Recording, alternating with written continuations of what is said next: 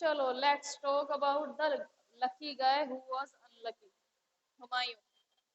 So first of all, Humayun किसका बेटा था? किसका बेटा था हुमायूं?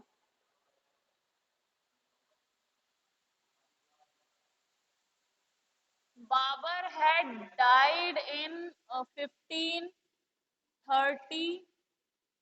ठीक है, बाबर जो है उसकी डेथ हो गई थी 1530 में। अब 1530 के बाद he was the eldest son of Babur. तो कौन था Humayun? He was the eldest son of Babur. और बेटा सक्सेशन का कुछ क्लियर नहीं था, लेकिन जो बड़ा बेटा होता है वही थ्रोन पे बैठता है। सक्सेशन कुछ क्लियर नहीं था, लेकिन एक ये था कि जो बड़ा बेटा होता है वही थ्रोन पर बैठता है। हुमायूं के नाम का मतलब था फॉर्च्यून। यस, हुमायूं के हुमायूं के नाम का जो मतलब था, इट मींस फॉर्च्यून। फॉर्च्यून मतलब लक। लक मींस भाग्यशाली। ठीक है, इट मींस के भाग्यशाली। हुमायूं का मतलब था फॉर्च्यून, या फॉर्च्यून मींस भाग्यशाली। लेकिन ये पर्सन अभाग्यशाली रहा पूरे अपने लाइफ टाइम में। ठीक है, सबसे पहला जो इसके साथ में फर्स्ट टर्म जो थी इसकी 1540 से 1530 से 1540 में रहेगी। पहले थोड़ा सा रिकैप दे देती हूँ। 1530 से 1540 जो है, इसे अपने 3 भाइयों से लड़ना पड़ता है थ्रोन के लिए। ठीक है, उसके बाद शेरशाह सूरी 1540 में बैटल ऑफ बिलग्राम में क्या कर लेगा, इसका थ्रोन कैप्चर कर लेगा और वहां पे वो सूर डायनेस्टी का नींव रख देगा। ठीक है, शेरशाह सूरी 1540 के बाद से 1555 तक जो ये है हुमायूं, वो सफाविद कोर्ट में, अब्बासिद कोर्ट में जाके ईरान में छुप जाएगा, क्योंकि वहीं पे इसे पनाह मिलती है। शेरशाह सूरी भगा देता ना 1540 में से। फिर शेरशाह सूरी की डेथ हो जाती है, उसके वीक सक्सेसर होंगे, और तब ये मौका देख के 1555 में हमला करेगा और दोबारा से यहाँ को इस पे मुगल थ्रोन को जीत लेगा। ठीक है, दोबारा से अब ये जीत लेगा तो परमानेंटली यहाँ पे मुगल जो है इस्टेब्लिश होने वाले हैं। ठीक है, हाँ मतलब एक तरह से अब वो यहीं रहने लगेंगे। तो पहला इसका देख लेते हैं। हुमायूं के 3 भाई थे, कौन कौन? कामरान।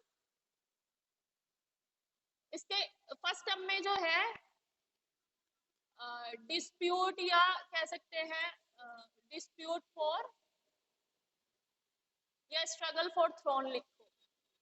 पहला जो इसका रहा था, इसके राज्य में इसे देखना पड़ा, that is struggle for throne. ताज के लिए लड़ना पड़ा था। कौन कौन था?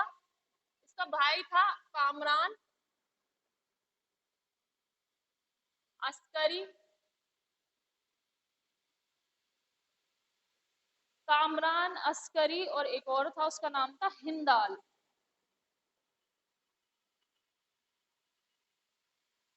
हुमायूं ने क्या किया था, अपने भाइयों के बीच में, तीनों भाइयों के बीच में राज्य को बांट दिया था। बांटने के बाद भी ये लोग खुश नहीं थे।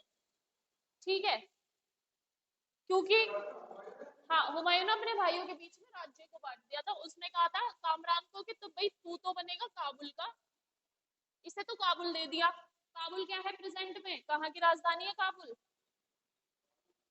अफगानिस्तान की। काबुल और कांधार दे दिया था इसने कामरान को। दोनों कहां पर है? अफगानिस्तान में। अस्करी को इसने दिया था अलवर। अलवर कहां पर है? संभल और अलवर। संभल और अलवर।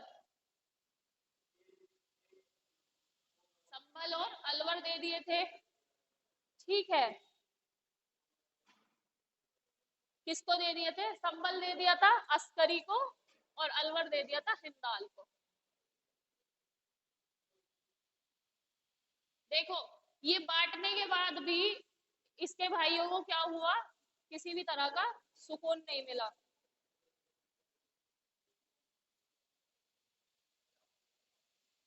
अब इसी समय में बेटा गुजरात में एक राजा बैठा है, उसका नाम है बहादुर शाह।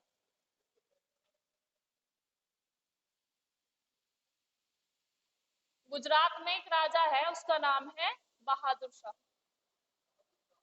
हाँ, बहादुर शाह। और यही वो टाइम है कि बेटा पुर्तगाल हमारे यहाँ पे आ गए थे, ठीक है। वो मैं बता रही हूँ कभी आ गए थे, वो आ गए थे 1498 में ही आ गए थे वो, ठीक है। पुर्तगालीज आ गए थे, और अब पुर्तगाली जो है इन्होंने गोवा, दमन दीव, इन जगह पे अपना कैप्चर कर लिया है, ठीक है। कौन आ गया था पहले? वास्को डी गामा आया था, उसके बाद कौन आया था? हाँ, अल्फांसो दी अबुकर। अबुकर के बाद आया था अल्मीरा, ठीक है। तो अब अल्फांसो दी अबुकर, फिर उसके बाद आया था अल्मीरा। पुर्तगीज आ गए हैं। गुजरात में एक राजा है बहादुर शाह। अब इसके साथ प्रॉब्लम क्या होती है हुमायूं के साथ, कि हुमायूं जो है अफगान से लड़ रहा था ईस्ट में, ईस्ट में मतलब शेरशाह से, और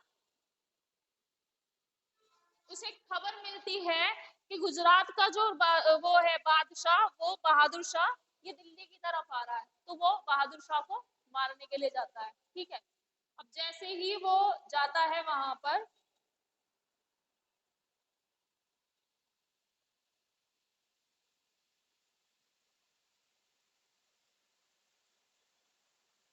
गुजरात जाता है और अस्करी को, इस ये जो इसका भाई है अस्करी, इसको यहाँ का गवर्नर अपॉइंट कर देता है। बहादुर शाह को ये हरा देता है और इसको यहाँ का गवर्नर अपॉइंट कर देता है, ठीक है, अस्करी को। है गवर्नर मतलब कि राजा तो मैं ही हूँ, तुम संभालोगे, ठीक है। हाँ, कि तुम संभालोगे। तो बहादुर शाह को तो हरा देता है, लेकिन अस्करी को क्या दे देता है? गवर्नर बना देता है। और उसके बाद क्या करता है हुमायूं?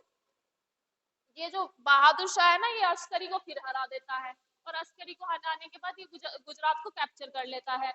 और उसी के साथ साथ अब इसकी किसके साथ लड़ाई होनी स्टार्ट हो रही है?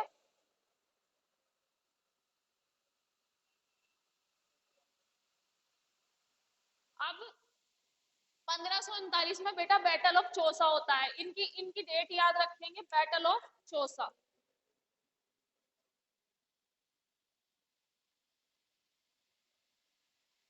बैटल ऑफ चौसा कौन सी डेट में हुआ? ये 1539 में होता है बैटल ऑफ चौसा। किस किस के बीच में होता है ये?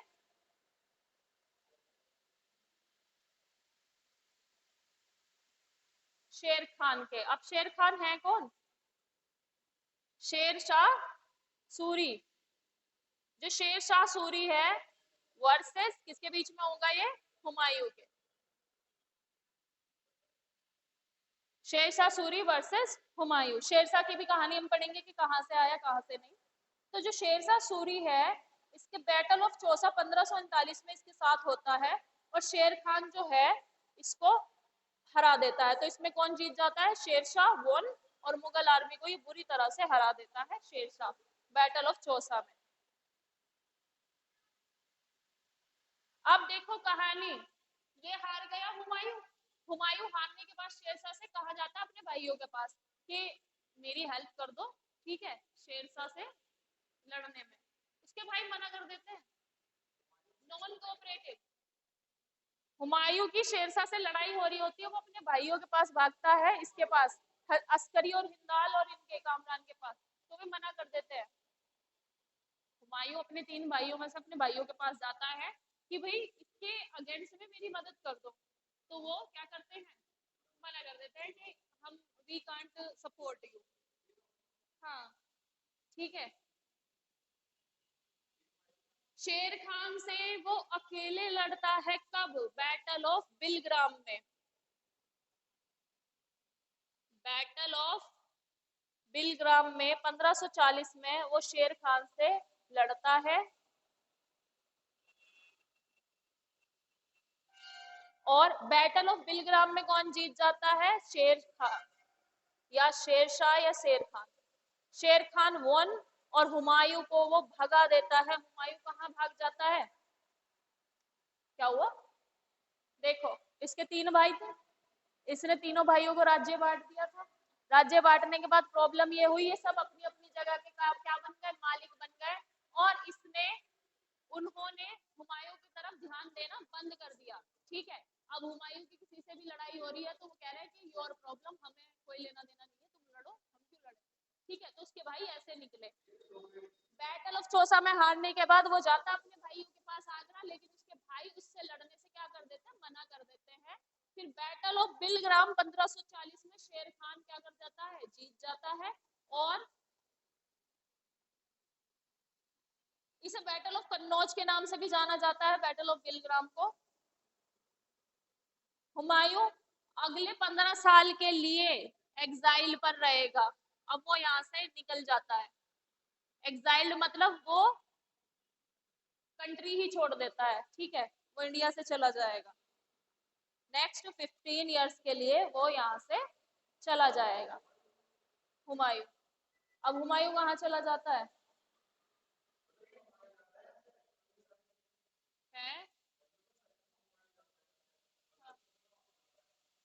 1500, हाँ 40 में तो यहाँ से वो भगा दिया जाएगा, शेरशाह सूरी से भगा देता है।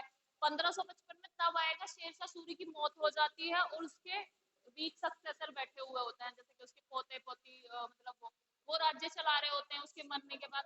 तो तब आता है, क्योंकि तब सूर डायनेस्टी में कोई भी सूर वंश में ताकतवर नहीं बचता है ना, फिर वो हरा देता है।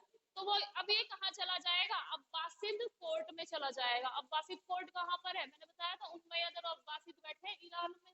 ठीक है, ईरान में थे ना, जहाँ से ये आए थे, गजनविड एम्पायर उभरा जिस जगह से, ईरान से ही तो आए थे ये लोग। तो ईरान में वो जाके वहां पे शरण ले लेगा अब्बासिद कोर्ट में। वहां पे किंग है, हाँ ईरान का जो किंग है अब्बासिद किंग, वहां पर ये चला जाता है, वहीं पर रहता है। नहीं, जैसे मेहमान के तौर पे रहते हैं ना, हाँ ऐसे रहता है। तो ये वहां पर चला जाता है, उसके उसका नाम बता रही हूँ मैं तुम्हें। किसके किसके पास चला जाता है, तो हुमायूं 15 साल के लिए एग्जाइल हो जाता है और वो शाह तमस्क,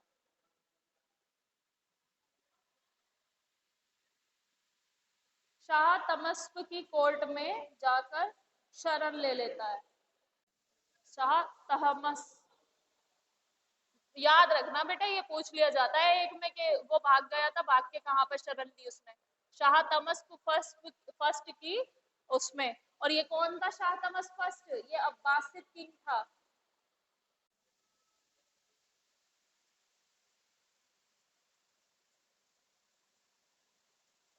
सफाविद रूलर।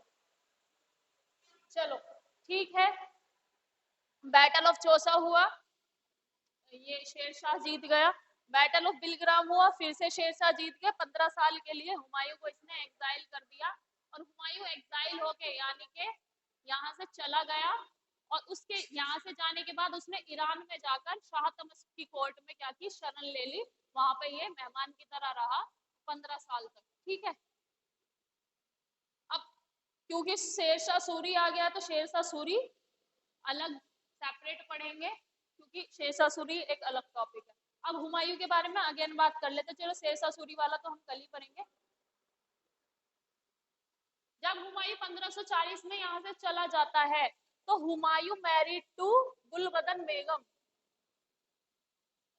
हुमायूं जो है ये शादी कर लेता, sorry not Gulbadan Begum, it's Hamida Bano, married Hamida Bano. और ये हमीदा बानो ही है जो कि अकबर की बायोलॉजिकल मदर है। मैरिड हमीदा बानो, ये हमीदा बानो से क्या कर लेता है, शादी कर लेता है। और यही हमीदा बानो है जो कि अकबर की क्या बनेंगी, मतलब उसकी मम्मी अकबर की। When they stay in Amarkot, a Hindu kingdom ruled by Rana Prasad Akbar, born in 1542। ये कहाँ पर थे बेटा, ये अमरकोट में थे जब जब अकबर का जन्म होता है। अमरकोट में ये एक हिंदू किंग के यहाँ पर थे। क्या नाम था उस हिंदू किंग का जहां पर अकबर का जन्म होता है बेटा, राणा प्रसाद। और 1542 में अकबर का जन्म होता है, कहां पर, एक हिंदू रूलर के यहाँ पर ये रुकते हैं जिसका नाम है राणा प्रसाद। ठीक है, राणा प्रसाद के यहाँ पर ये रुकते 1542 में। क्या किसका जन्म होगा, अकबर का। ठीक है, अकबर का जन्म हो गया 1542 में। अब इसके बाद हुमायूं ईरान में चले जाते हैं, वहां से थोड़ी सी हेल्प ले लेते हैं। उस बेटा ये किंग जो है सफाविद रूलर, ये उस टाइम पे सबसे बड़ा एम्पायर था उस समय, ईरान के एरिया में सबसे पावरफुल किंग था। ओटोमन भी थे, ओटोमन तो सबसे पावरफुल थे, ओटोमन के बाद अगर कोई था तो सफाविद रूलर पावरफुल थे, और उसके बाद अगर कोई रूलर पावरफुल था तो वो मुगल एम्पायर था, ठीक है, इन इंडिया। तो ये मतलब पूरा वेस्टर्न एशिया और ईस्ट तक पूरा पावरफुल किंगडम बन गया। अब इसके बाद ये आया, कामरान को हरा दिया, अस्करी अपने भाई को हरा के इसने सूट डायनेस्टी में 1555 में हुमायूं ने अपना राज्य वापस ले लिया था। लेकिन अनफॉर्चुनेटली अगले ही साल हुमायूं लाइब्रेरी की सीढ़ियों से गिरकर मौत हो जाती है 1556 में, ठीक है। फिर आएगा अकबर। अब अकबर के लिए बहुत सारी प्रॉब्लम रहेंगी, क्योंकि बेटा अकबर मात्र 13 साल का है, मात्र 13 साल का अकबर था। और अकबर का जब पानीपत का युद्ध हुआ था, उसके साथ में कौन था उसका रीजेंट? बैरम खान। तो जो बैरम खान है, बैरम खान उसे अकबर को पालता है, मतलब बैरम खान मिलिट्री कमांडर रहता है। अब बैरम खान जो है, बैटल ऑफ पानीपत में नाम तो अकबर का है कि अकबर और हेमू के बीच में हुआ, लेकिन असलियत में कौन लड़ा था? बैरम खान।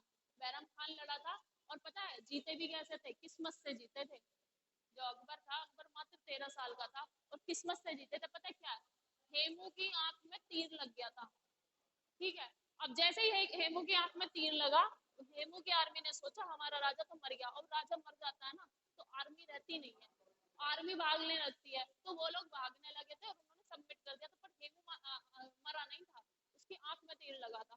तो बेसिकली क्या था, ये किस्मत से जीते थे वो युद्ध, युद्ध नहीं जीतने वाले थे वो वाला। तो 13 साल की उम्र में अकबर राजा बनता, और फिर अकबर का जो एम्पायर है वो 3 पीढ़ियों तक बहुत अच्छे से चलेगा, टिल द औरंगजेब। औरंगजेब के टाइम पे औरंगजेब ऐसी ऐसी नीतियां लेकर आ जाएगा जिससे कि राजपूत और मराठा सब गुस्से में हो जाएंगे और अकबर से कन्नी कर लेंगे, ठीक है, हट जाएंगे वो उससे। और उसके बाद क्या होगा? मुगल एम्पायर ढह जाएगा।